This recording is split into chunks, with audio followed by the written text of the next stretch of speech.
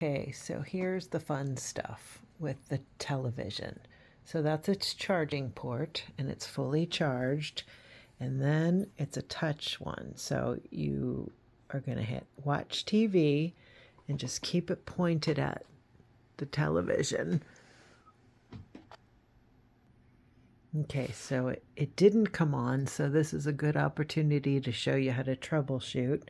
You hit these 3 lines, and then it'll say help. Hit help. Fixing. Did that fix the problem? Well, no, because only the TV came on. Is the Sony TV on? Yes.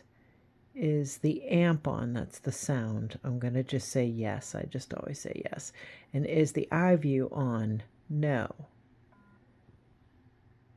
And now is the iView on? Yes. Did that fix the problem? And I believe the answer is yes. Okay. And there we go. There's the TV. Now, if you want to watch the Apple TV, just go back to that main page and put your finger on that instead. And then you'll see I have Netflix, I have HBO, I have Hulu, I have Amazon Prime. I do not have Showtime or